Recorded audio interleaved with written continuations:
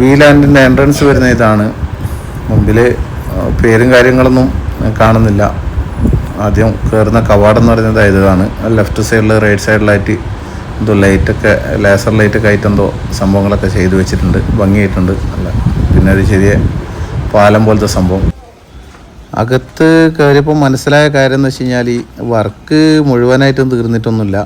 വർക്കൊക്കെ ഏകദേശം നടന്നുകൊണ്ടിരിക്കുകയാണ്. ഇത് കാണുന്നത് എന്ന് വെച്ച് കഴിഞ്ഞാൽ ആ വെള്ളം ഇങ്ങനെ തിരമാല പോലെ വരുന്ന ആ സംഭവമാണ്. പക്ഷെ അതായിട്ടില്ല, അതിൽ വെള്ളം നിറച്ചിട്ടുമില്ല.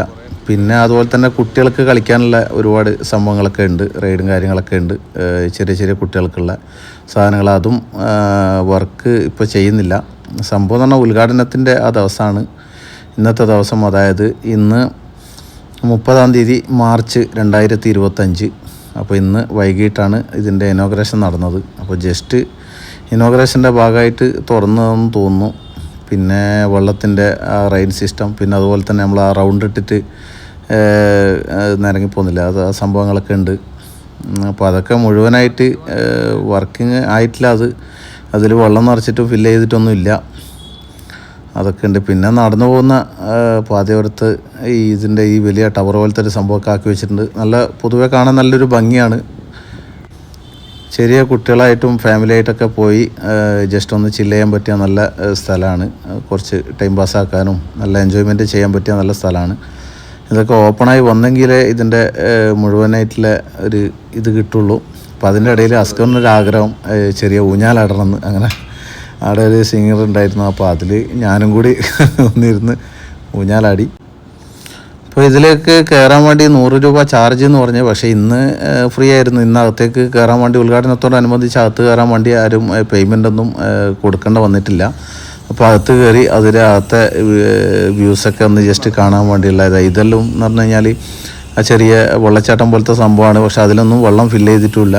അപ്പോൾ ഓൾമോസ്റ്റ് പെയിൻറ്റിങ് വർക്കും ഇതൊക്കെ ഇങ്ങനെ നടന്നുകൊണ്ടിരിക്കുകയാണ് അത്ര. പിന്നെ ഹൗസ് ബോട്ടിങ്ങിൻ്റെ ഇതൊക്കെ അതിൻ്റെ അടുത്ത് തന്നെയാണ്. പിന്നെ അതുപോലെ തന്നെ ചെറിയ ചെറിയ ബോട്ടുകളൊക്കെ ഉണ്ട്. നല്ലൊരു അനുഭവം തന്നെ ആയിരിക്കും. ഇതും ഇതിൻ്റെ കൂട്ടത്തിലുള്ള തന്നെയാണ്. ഈ സൈഡിൽ കാണുന്ന ചെറിയ റൈഡൊക്കെ മൊത്തത്തിൽ ഇത് നോക്കുമ്പോൾ ഒരു നമ്മളെ വീഗാലാൻഡ് വിസ്മയ പോലുള്ള ഒരു സംഭവം തന്നെയാണ്. പക്ഷെ അത്ര ഇല്ലെങ്കിലും കുറച്ച് പരിമിതമായ സ്ഥലത്ത് പരമാവധി മാക്സിമം ഇതാക്കിന്. പിന്നെ അതുപോലെ തന്നെ നമ്മൾ ബുർജ് ഖലീഫിൻ്റെ താഴൊക്കെ കാണുന്നില്ലേ വെള്ളത്തിൻ്റെ ഡാൻസൊക്കെ ചെയ്യുന്ന ആ സംഭവങ്ങളും ചെറുതായിട്ട് ചെയ്തിട്ടുണ്ട്.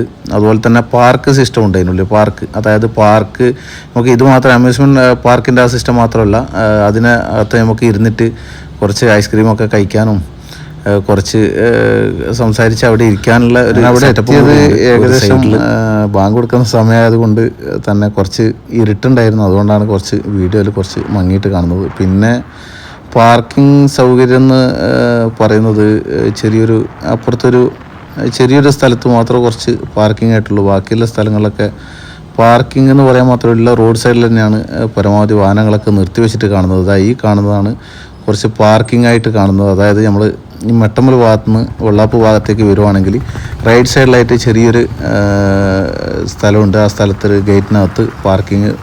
ബാക്കി ഓൾമോസ്റ്റ് വണ്ടിയൊക്കെ പാർക്ക് ചെയ്തിരിക്കുന്നത് റോഡ് സൈഡിൽ തന്നെയാണ്.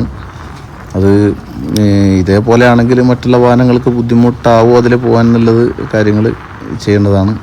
അപ്പോൾ സംഭവം ചുരുക്കി പറഞ്ഞു കഴിഞ്ഞാൽ ഇതിന് പാർക്കിംഗ് ആയിട്ട് വലിയൊരു ഏരിയ ഒന്നും ഇല്ല ഇതിൻ്റെ. അപ്പോൾ ചെറിയൊരു ആ സൈഡിൽ കാണുന്ന പാർക്കിംഗ് തന്നെയാണ്. പിന്നെ ഈ റോഡ് സൈഡിൽ തന്നെയാണ് പാർക്ക് ചെയ്യാൻ പറ്റുക. അപ്പോൾ പുതിയൊരു വീഡിയോയുമായി വരുന്നത് വരെ എല്ലാവർക്കും നന്ദി, നമസ്കാരം.